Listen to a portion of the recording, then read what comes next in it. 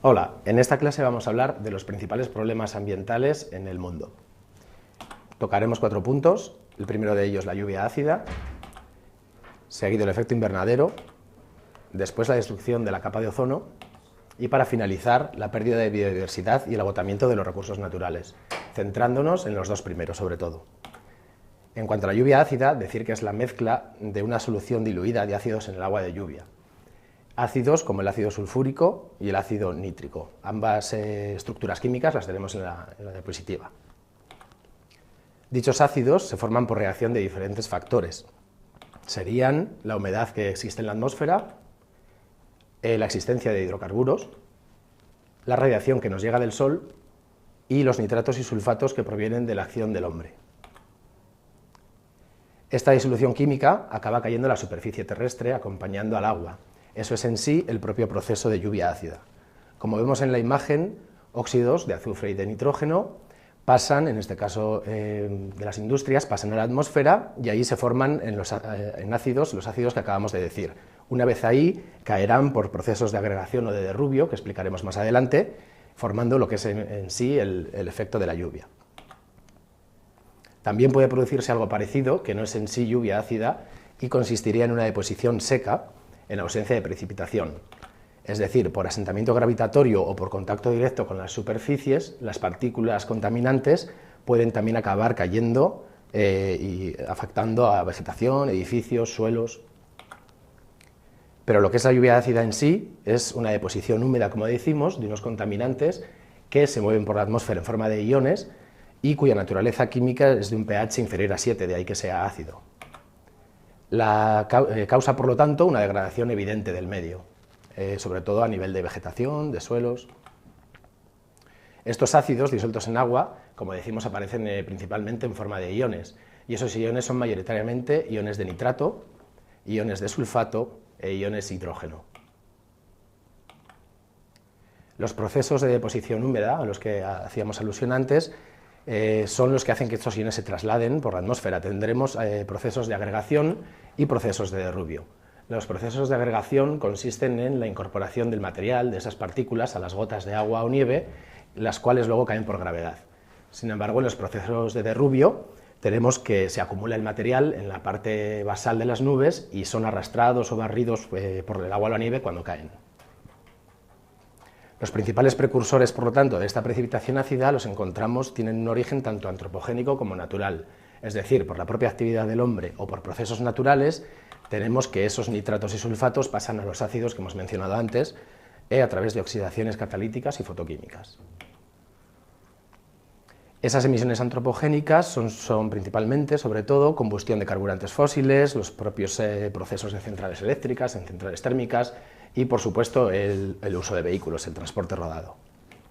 Y como fuentes naturales tendríamos la actividad volcánica, los incendios forestales, la descomposición natural de la materia orgánica o incluso aspectos como la espuma de mar debido a los sulfatos que contiene el agua de los océanos.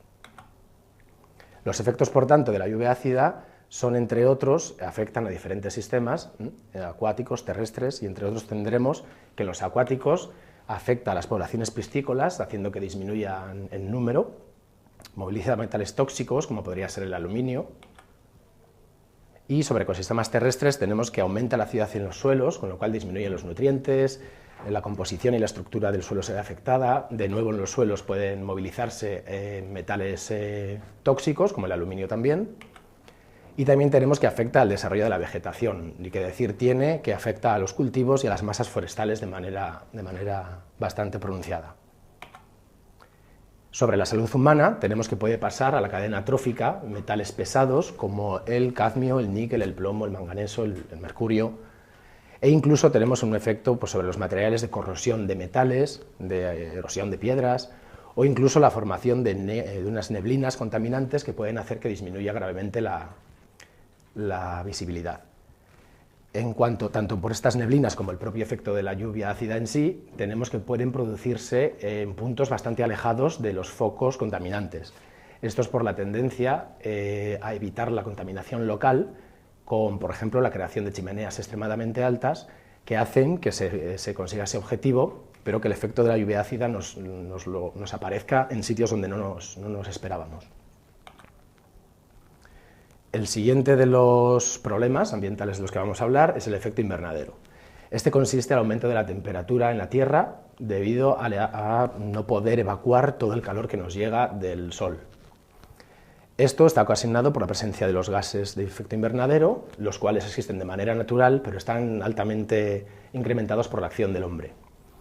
Todo ello, el efecto invernadero, lo que conlleva son cambios en el clima, cambios climáticos que ha habido desde siempre, pero que por supuesto con la actividad humana y después de la revolución industrial pues se empiezan a ver altamente incrementados.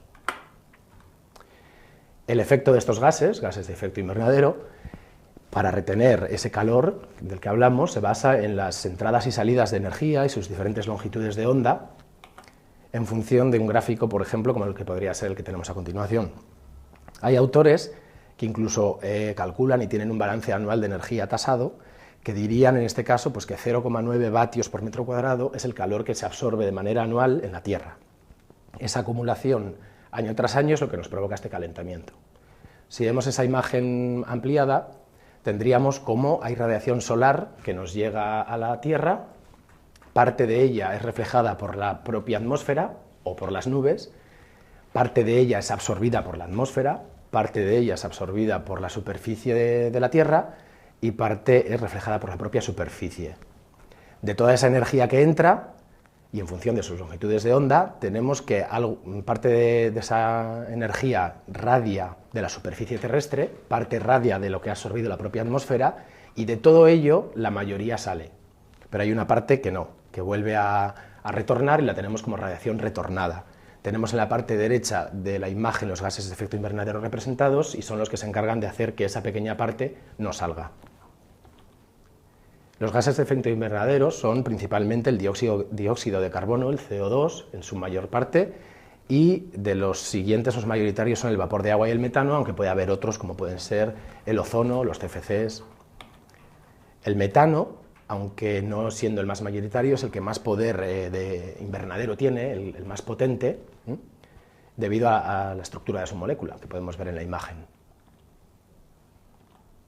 Factores moderadores de este aumento de dióxido de carbono son la absorción del propio gas por los océanos y por la vegetación, y consecuencias de este efecto, ya hemos dicho algunas, pero sobre todo el aumento de la temperatura, en nuestros días del orden de unas hasta 40 veces mayor que la existente en la última glaciación que hubo, o incluso podemos tener episodios extremos, sequía extrema en el hemisferio norte, graves inundaciones en el trópico sur, o incluso en zonas subtropicales un descenso pues, bastante notable de la agricultura debido a la disminución en ocasiones del 100% del caudal de muchos de los principales ríos.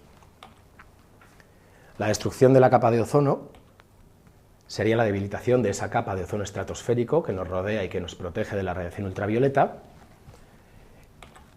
y se debe a unas moléculas, los CFCs, que son los clorofluorocarburos, que a su vez derivan del uso del hombre de sustancias como aerosoles, disolventes, propelentes, refrigerantes.